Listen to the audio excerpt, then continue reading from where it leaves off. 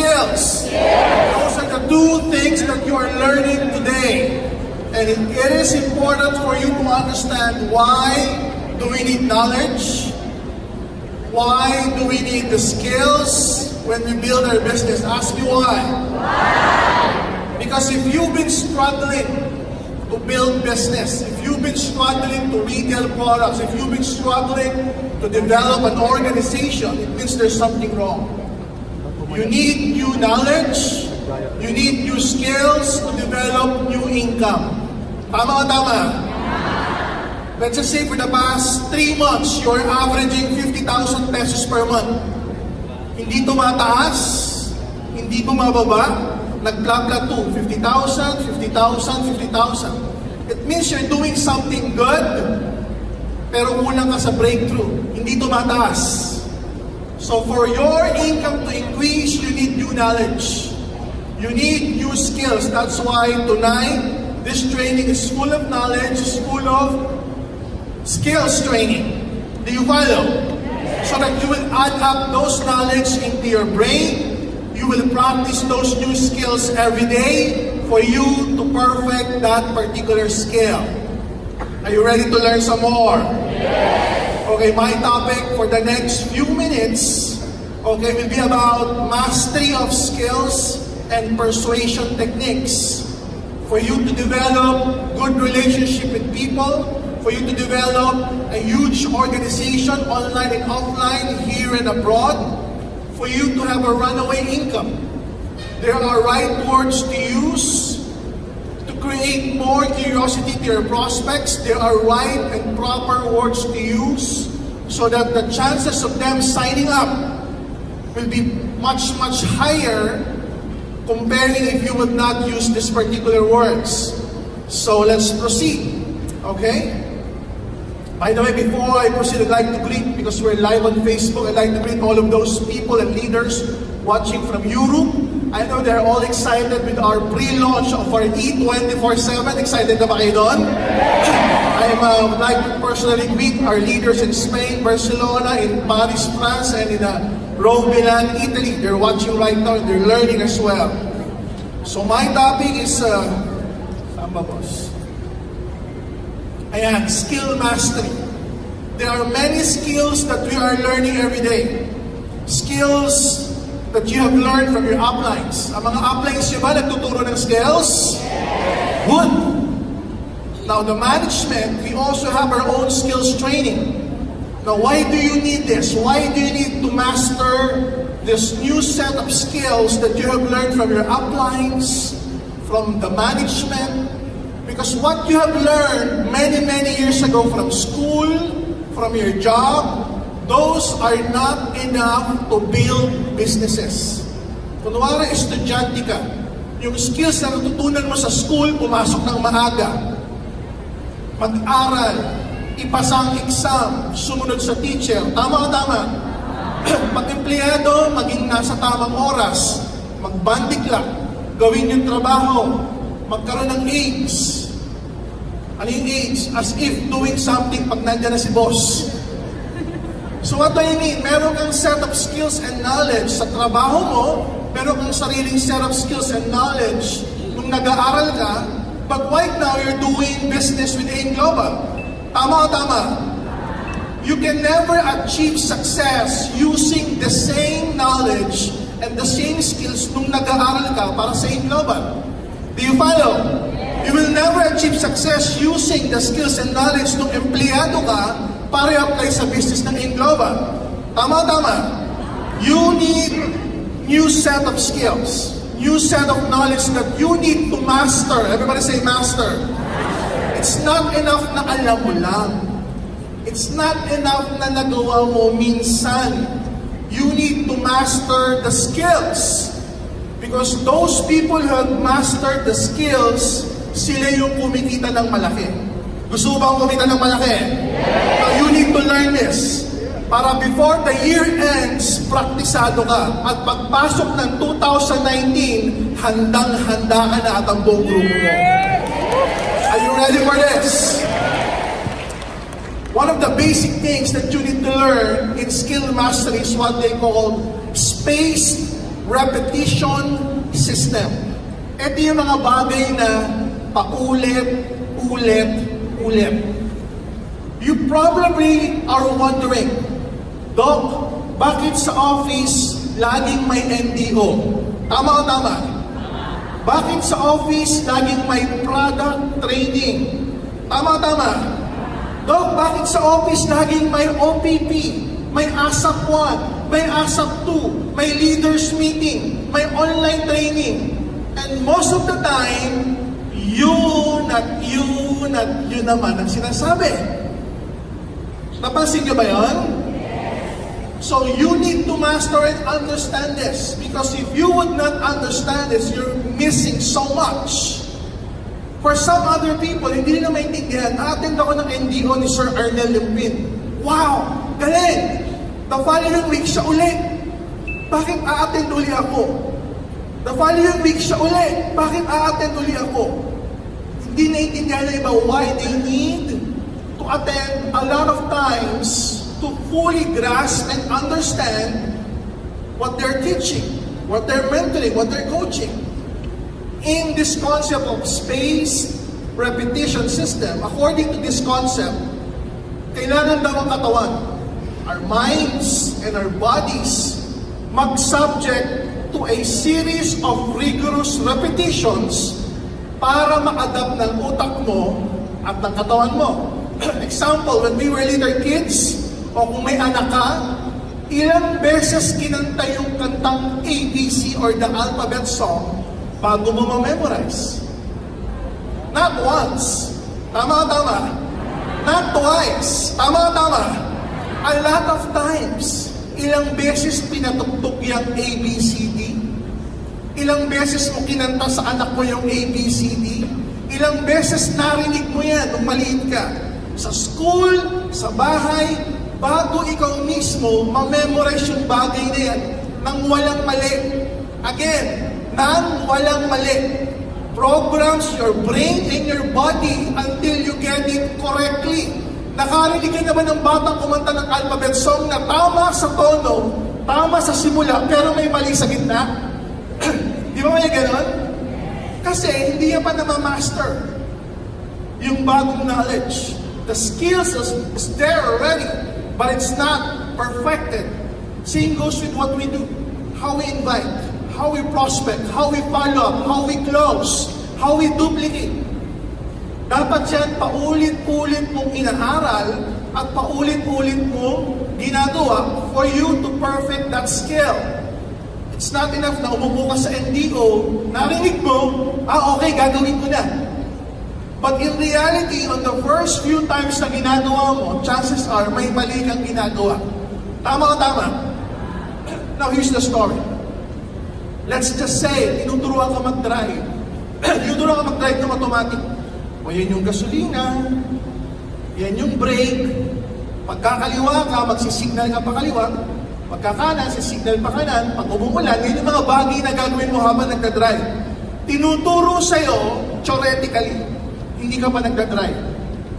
Di ba may ganon? Pero pag aktual na nag-drive ka na, ipapakiramdam. Tama. Pag biglang siningitan ka na ng motor sa kaliwat kanan, pag binusinahan ka na ng bus sa EDSA, iba-iba na yung napipindot mo. Iba na yung calculation mo. Tama. And it will take some practice. Sabi ba rin say practice? It will take some practice, probably 5 times, 10 times, 20 times na pagdadrive sa EDSA para mo talaga makabisado yung pagdadrive sa EDSA. Hindi enough yung tinuruan ka lang ng upline mo, o ganito mag-imbita, ganito mag-follow up, ganito mag-close ng sales. Sabihin mo, alam ko na, kaya ko na.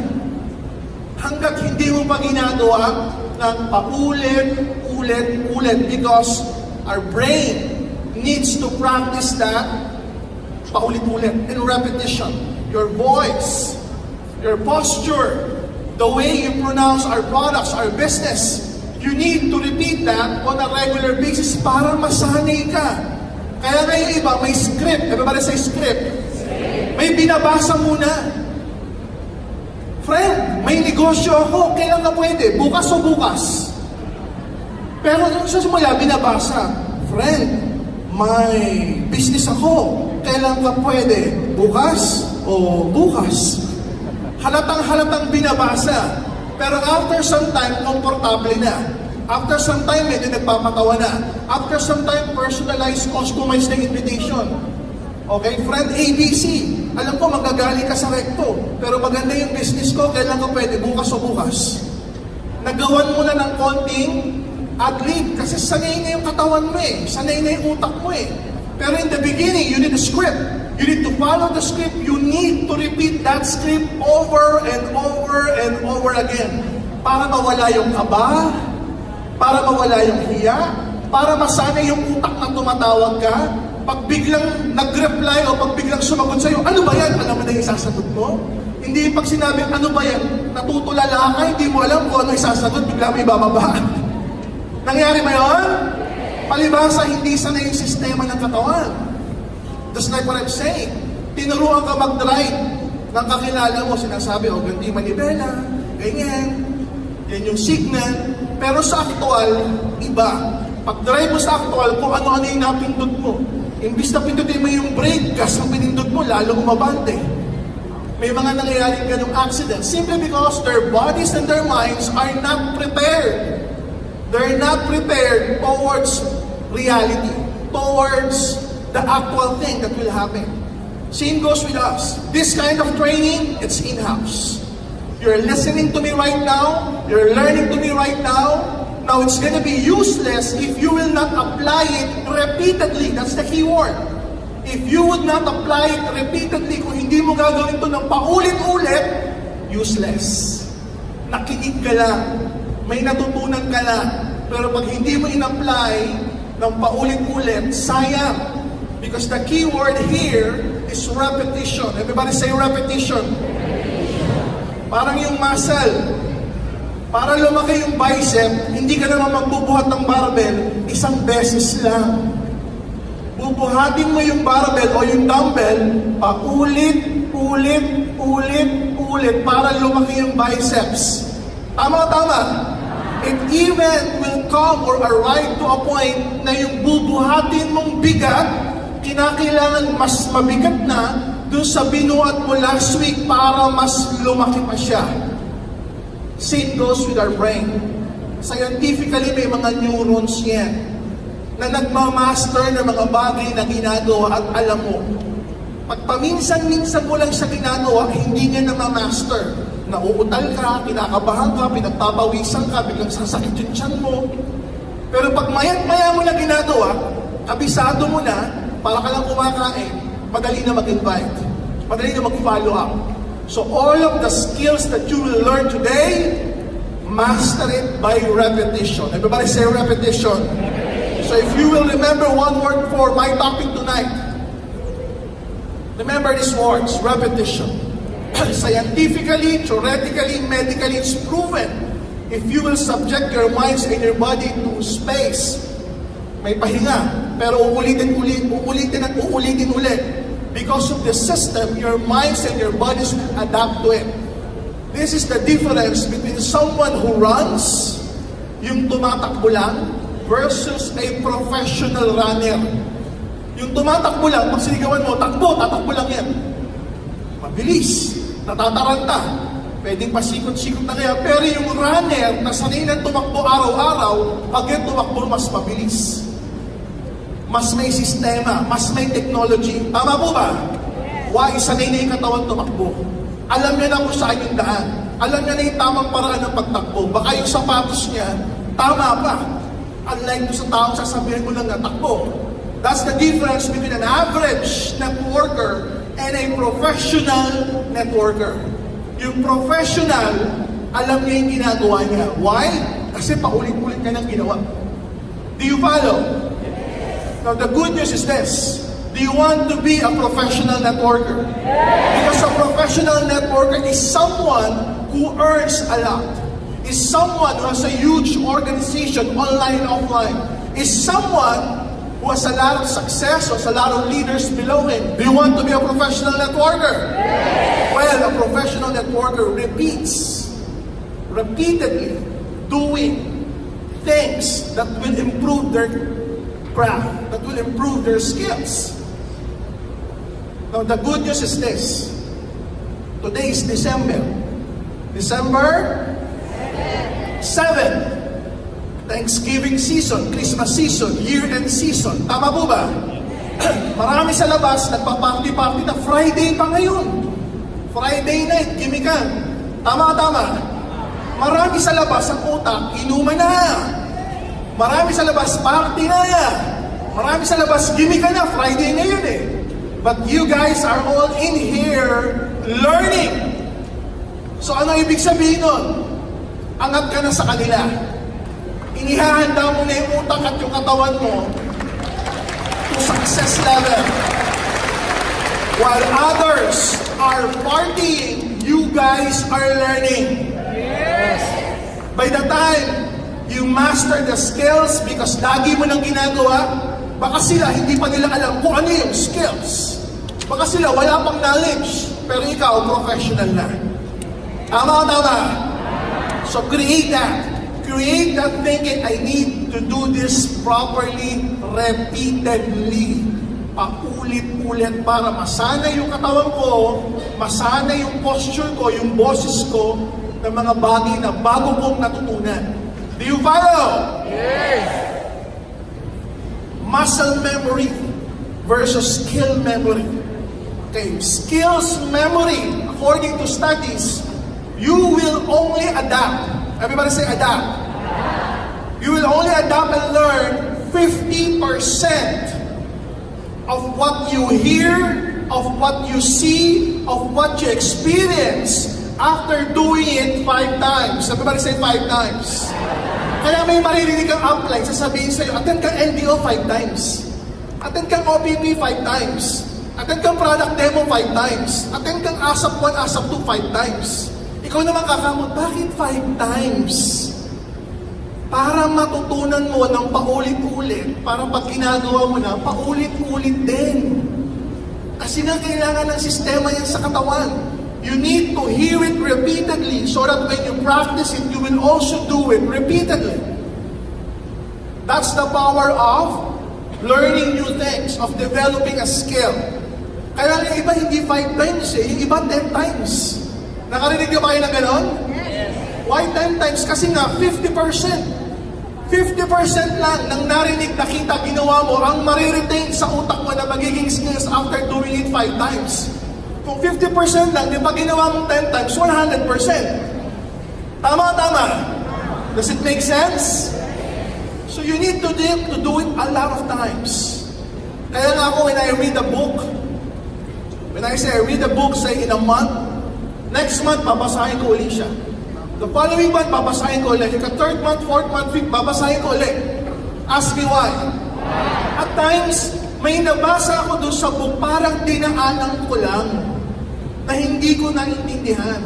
Pero pagkabasa ko the second time, tsaka ako siya naiintindihan. Pagkabasa ko third time, may nakita pa akong panibagong learning within the same paragraph nung binasa ko na hindi ko naiintindihan first month, second month ko binasa. Do you follow? Parang NDO. Yun at yun din naman, pero pagkatid mo second, third, fourth, fifth, sasabihin mo, parang may dinagdag si Sir Arnel. Parang may dinagdag siya ron, pero wala naman, yun din. Ask me why. Kasi doon ka na natututo. Doon mo na nare-realize. Kaya pala ganun. Now that you finally realize and want to put it into actual, gagawin mo na, alam mo na kung paano gawin ng tama. Okay? That's why we have informed you to attend all of these activities a lot of times. For you to see a lot of things within the same concept. Para mas lalong bumaon sa'yo, kailangan pala talagang seryoso. Hindi pwede yung gagawin ko to, part-time na nga, para pang hindi seryoso. Full-time na nga, pero gigising ka alas 2 ng tanghali para magnegosyo. So you can do it wholeheartedly, seriously, professionally, and effectively. Do you understand now? So all of these things, kaya paulit-ulit may kinalaman sa repetition. Okay na yung next slide? Okay. Now, for the next few minutes, guys, I will guide you into effectively using words and phrases how to close the sale. Everybody say closing.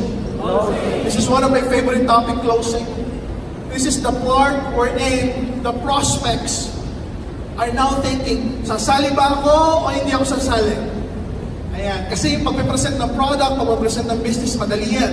But when you're actually closing the sale, that's the part that you will see, okay, sasali na to. That's the part when you can say, okay, magsi-7 heads to. That's the part that you can say, okay, gagawa nito ng paraan. Exciting ba yun? Yes. Gusto mo ba yung prospects laging kaya mag-7 accounts? Yes! Gusto mo ba yung prospects laging iniisip big business and international business? Yes! Okay, let's proceed. First, don't dwell on the details of the company. Don't dwell on the details of the products. Okay? Focus on end results. Kasi minsan pa nagpe-present, lalo kunwari product, Prospect A, ang C24/7, napakaraming ingredients, 140 ingredients, may 12 mushroom, okay, reishi, blazé, agaricus, jumbo shiitake, mama shiitake, pag di ka sumali, maatake. Habang binabanggit mo yung ingredients, yung prospect mo, 140, 20 na lang, 40 pa, ang dami, hanggang sa antokin na. They're not interested on the specifics, on the details. Guys, the prospects are interested on end results. Anong pakinabang yan sa katawan ko? Anong pakinabang ng business mo sa buhay ko? Kunwari, bigla mong sinabi, sir, sa business natin, kikita ka ng 32,000 pesos per day, 224,000 pesos per week, 998,000 per month, average 1 account. Sabi ng prospect mo, okay. Samantalang ang laki ng pera binanggit mo. Tama. Kasi para sa'yo, yan yung mga words, terminologies na pinag-uusapan natin sa loob ng A-Global. Tama. A-Global, Nature's Way, billion-dollar company a year. Di ba? 140 ingredients, C24/7, madaling ma-absorb, within 5 to 6 minutes, absorb na siya, VCAP, so and so. Pero sa labas ng A-Global, sa prospects, hindi nila alam yun. So do not use terminologies na ginagamit natin sa loob. Let's use words na maiintindihan niya. Kasi pag ganun mo kinausap yung prospect, para ka nagcha-Chinese. Hindi ka naiintindihan ng prospects. Do you follow? Yes. Kunwari, pag ano ba yung products nyo? Products namin supplement, nakakatulong sa may diabetes. Lumalakas ang katawan. Lagi kang malakas, kahit puyat ka, energetic. Do you follow? Yes. And result. Pag sumali ka sa negosyo namin, kikita ka ng malaki at mababago ang buhay mo, pwede ka pang bumili ng sasakyan. Nakita mo yung difference versus dun sa pwede kang kumita 32,000 pesos per day, 200 plus per week, 998,000 per month. Versus kikita ka ng malaking pwede ka pang bumili ng kotse. Ang guwapo mo siguro pag nakakotse ka. Do you follow? Yung prospect pag nakita yan, ako magkakakotse? Titingin pa sa salamin. Oo nga, pogi ako pag nagkakotse. Nai-imagine na yung sarili niya nagkakakotse. So ang laging tanong ng prospect, ano magagawa niyan sa buhay ko? Huwag mong sagutin ng 32,000 pesos per day. Huwag mong sagutin ng 1 million pesos per week. Mas maganda sagutin ng bagay-bagay na magbabago para sa kanya. Do you understand now? Sell the destination, not the airplane. Okay? Ano ibig sabihin? Saan ka mapupunta? Pupunta ako sa Maldives. Maraming taga-ibang lahi dyan, maraming taga-ibang bansa. Lahat naka-swimsuit, sexy, magaganda, mapaputi. Naglalaro na yung utak ng kausap mo. Iba-ibang itsura, iba-ibang kulay. Enjoy na enjoy. Do you understand? Focus, this is one of the important feature when you close. Focus on feelings and emotions. Everybody say feelings. Everybody say emotions. Focus on feelings and emotions of the product or the business. Kunwari, if you're talking about the product, pag ano ba yung product nyo? Product natin, supplement. Pag ininom mo to, lalakas ka. Mabubuhat mo pa yung mga anak mo. Di ba lagi kang pagod at puyat? Oo nga eh. Hindi ko na nga, pagdating ko sa bahay, tulog kagad ako eh. Talaga, pag ininom ko yun, lalakas ako, makapaglaro pa ako sa mga anak ko. Yes! So yung effect na may mararamdaman siya. Okay, you focus on that. Sa business side, you need to be specific and relevant. Ano ibig sabihin nun? Ano yung magagawa niyang business para sa akin? Kung ano meron ako ngayon. Kunwari, your prospect. Yung prospect mo, executive. Okay, nagtatrabaho sa isang malaking kumpanya. Vice President. Alam mo, malaki sweldo. Di kotse, kaya lang pressured. Kinakailangan magtrabaho hanggang madaling araw. Kinakailangan walang pahinga, walang bakasyon. Dire-diretso. High-pressured executive. Okay? Paano mo siya i-close? Pag na-present mo na yung product, saka yung business, sasabihin mo, you know what? Maganda sa business natin. Pag kumita ka ng malaki, marami ka ng oras para sa pamilya mo, magiging masaya at mag-e-enjoy ka na, makapagbabakasyon ka pa sa iba't ibang lugar, kasama yung pamilya mo. Do you understand? Kung ano, yung hindi niya nararamdaman at malungkot siya doon, pasisiyahin mo siya sa resulta kapag ino-offer mo yung business mo. You become relevant to his issues. How do you do that? Ayan, paint a vivid picture in their imagination ng gusto nila. Do you follow? Paint a vivid picture of the things that they want in their minds. Okay? If you can customize it and personalize it, mas maganda. How do you personalize it? Siyempre, kailangan kilala mo sila, sasabihin mo sa kanila. Kunwari, pangalan nila, Ronel. Alam mo, Ronel, alam ko, negosyante ka. Pero sa traditional business, wala kang oras. The good thing with AIM Global, you will have lots of time for your families, for your hobbies, makapag-enjoy ka, kasama pamilya mo, makapagta-travel pa kayo ng libre. So pag nai-imagine nyo yun, oo nga, sa traditional business ko, ako nagbubukas, ako nagsasara. Lagi ako nakabantay sa mga empleyado. Pero with AIM, because of our leverage system, you can attain financial freedom and time freedom. Tama o tama? Customize it to their issues. Kaya kinakailangan, alam mo yung prospects mo. Hindi pwedeng yung ginamit mo pang closing dito, gagamitin mo pang closing dito, gagamitin mo pang closing sa kanya, pang closing din sa kanya. Eh, iba-iba ang issues na mga yan. Tama o tama? So you need to customize and personalize it. Eto, this is the script. Lalo na ngayon, na bakasyon, maraming party, maraming reunion, magbabarkada noon, magkikita-kita, pag tinanong, ano ginagawa mo? What do you do? What keeps you busy? Paano ka sasagot? Nag-network ako. Nagpo-food supplement ako. May online business ako. How do you answer that will pique their interest, capture their interest, and they might probably join you with a high percentage? Huwag kang sasagot ng generic. Pag sumagot ka, specific, kaya nga kanina sabi ko, customize, personalize. Ano ibig sabihin? I help blank to blank so that they can blank.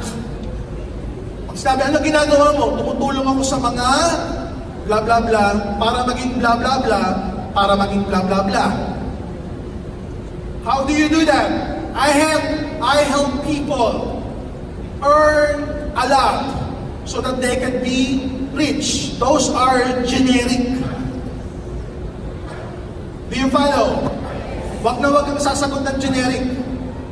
Kunwari, ang nagtanong sa'yo, estudyante. Sir, Mom, ano ba ginagawa niyo? Well, I help students siya. So customize ka agad, specific. Tama o tama? Kasi pag sinabi mong I help people, no, lahat ng tao na naman yan. Parang hindi siya masyadong makarelate. Pero kung siya alam mo, estudyante, pag sinabi mong I help students, uy, ako yun na. Estudyante ako Immediately, they could relate. It will pique their interest. Do you follow? So tuloy natin, I help students to earn while they're studying and help their parents in earning. Specific. Estudyante, kikita ng malaki, baka katulong sa mga magulang. Maganda o napakaganda? Ano mararamdaman ng estudyante? Masaya, malungkot? You focus on their feelings. You focus on their emotions. Ngayon, pag uwi mo, bago ka matulog, you name 10 occupations. Teacher, engineer, doctor, dentista, okay, bumbero, politiko, ano ba? Estudyante, out of school yun, ano ba? Mag-name ka ng 10 occupation, ipasok mo dyan, mag-practice ka. Kunwari, kausap mo, teachers. What do you do? Well, I help teachers to help others attain lots of time so that they won't be bored with making lectures and doing their routines because they have more time right now with their families. So now you're being specific with the issues of the teachers. So you use that para pag nag-reunion ka, uy, ano na ginagawa mo ngayon? Ako, tumutulong ako sa mga taong tulad mo para hindi na magtanong-tanong kasi marami na silang pera at masaya sila. Know their issues, answer their issues, and when you do that, they will join you. Do you follow? Yes. What else? Yes, okay, ladder techniques. At times, for people to say yes, don't ask them the big questions right away. Ask the little questions first, and then ramp it up. Sunod-sunurin mo na dapat yung sagot niya, oo.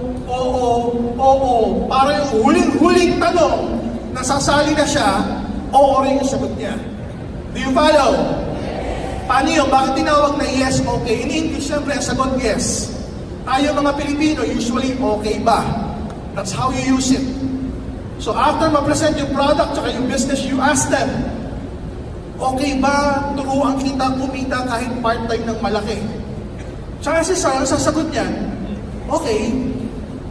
Hindi sasagot niyan, hindi okay sa akin turuan mo ako para kumita ng part-time. Walang sasagot ng usually sagot niyan, okay. Kasi non-friction, hindi siya hard sell. Okay lang ba turuan kita kumita ng part-time? Oo. Okay lang ba pag natutunan mo ito, ituro mo rin sa iba? Oo. Okay lang ba pag natutunan mo to, gawan mo ng paraan yung 6980? Oo. By the time you reach the second, the third, the fourth, okay, ayan na, niraramp up mo na yan. Sa kanya na mismo nang galing nasasali siya. Pag natapos yung product, yung business, nasabi mo, maganda ba yung product ko? Maganda ba yung business ko? Okay lang ba? Ituro ko sa iyo kung paano ka kumita ng part-time ng malaki? Okay lang. Okay lang ba pag naintindihan mo to, gawa mo ng paraan yung 7 heads? Okay lang. Okay lang ba pag naintindihan mo yung beauty ng 7 heads, sumali ka this week? Oo. Ramping up the yes and okay. Simulan mo sa madali.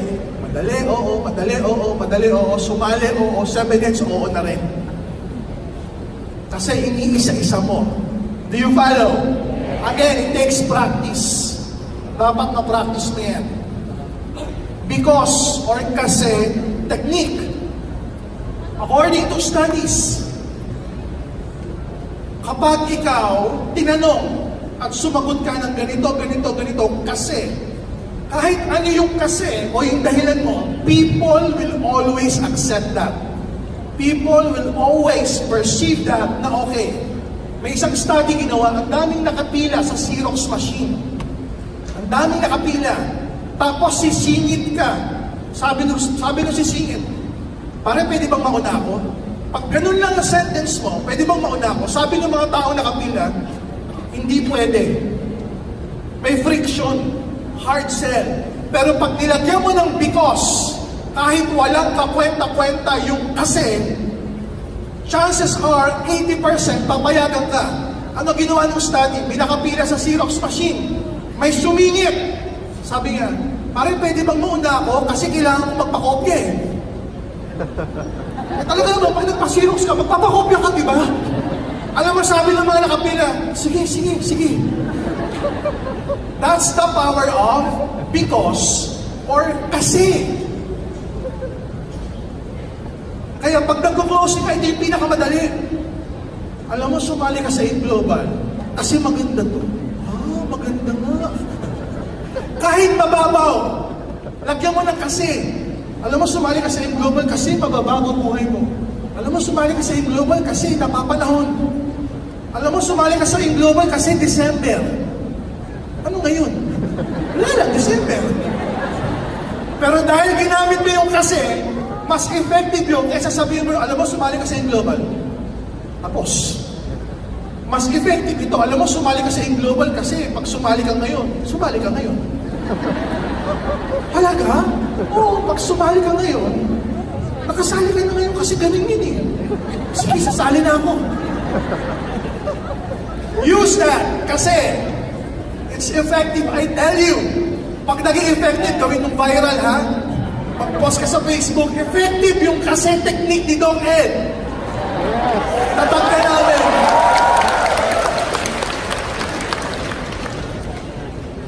Extreme words. Biggest, boldest, largest, healthiest, newest, most innovative. Ayan.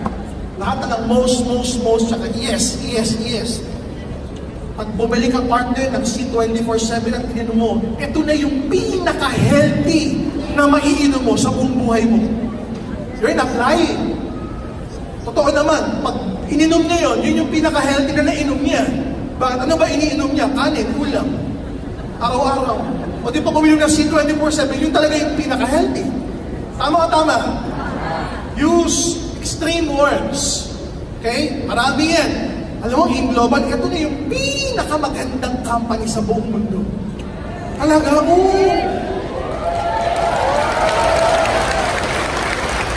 Partner, pag sumali ka sa amin, sa linya ko, upline natin, pinakamalupit.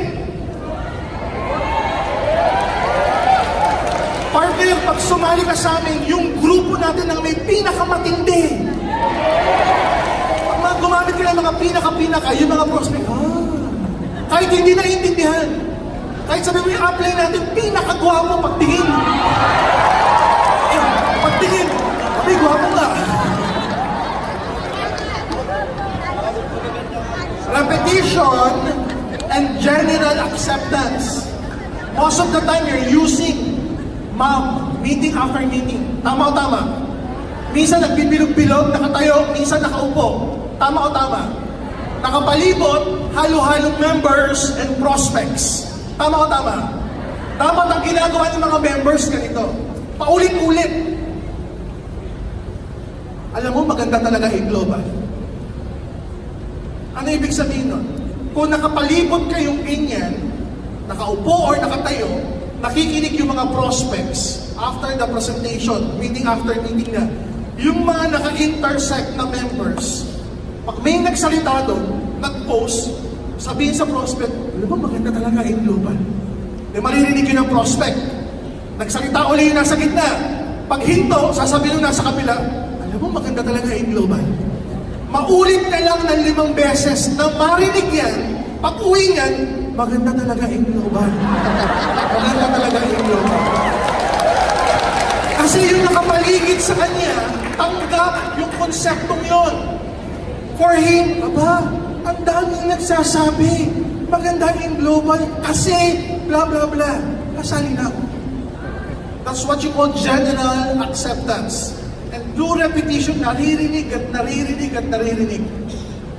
Tatanggapin niya ng totoo yan at gagawa niya ng paraan. Create urgency technique, lalo na ngayon, December. Okay? Global package natin, 6,980. Tama o tama? Pero ang value niya, naglalaro sa 8,000 to 9,000 pesos. Tama o tama? Pwede mo sabihin, alam mo, sumali ka na ngayong December. Bakit? Kasi yung package, ang value, 8 to 10,000. Pero ngayong December, 6,980 lang.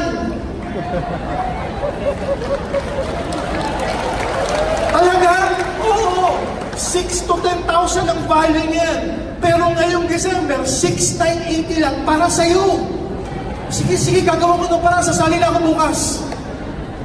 Pagdating ng January, 6,980 pa rin. You're not lying. The value is 8, 9, 10,000. Tama o tama? Pero ang package, 6,980. Just to create urgency. You give them that option. Ito for male and female. If you have the capacity to lower your voice, because if you could lower your voice, it's more profound, it's more convincing, chances are masasali sila pag mas mababa yung boses mo. Kung kaya mong practicing yun. Okay? If you have the capacity and the talent to do that, do so. Because according to studies, pag mas mababa ang boses mo, mas kapani-paniwala ka. Okay? Kaya pasinin nyo, pag yung mga appellation, medyo bumababa ang boses. Alam mo na ibig sabihin nun. Sama ka sa akin. Saan? Saan na? Doon.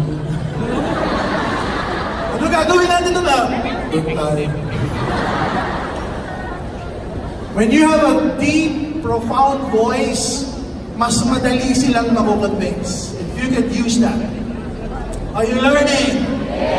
Use all of those things. Use all of those things. By the way, I'd like to update you guys. This coming January 2019, every 2 weeks lang travel! Every 2 weeks, either Palawan or Hong Kong, may lilipad. The goal is to make it viral! Hindi ka pa natatapos i-viral yung first batch, may second batch na. Why? Because we want to be known sa AIM Global, laging may free travel.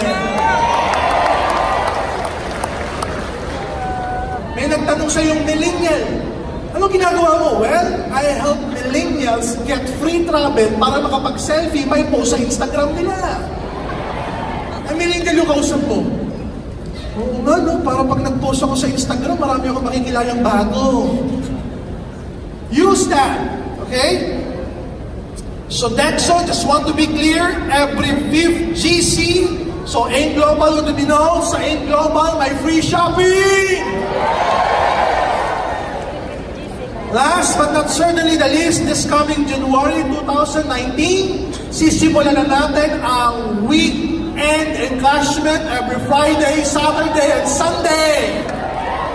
Okay? And then meron pa tayo tinatawag na emergency encashment. Kunwari may laman yung account mo, nakapag-encash ka na, in the morning, in the afternoon, pwede pa maximum of 50,000 na bag, emergency through one-time password. So guys, are you excited? So I hope you master the skills repeatedly. To do that, you need to do it repeatedly para maging sanay na yung katawan mo, maging sanay na yung utak mo. Congratulations to everyone! Happy New Year! Thank you very much! God bless you, Global!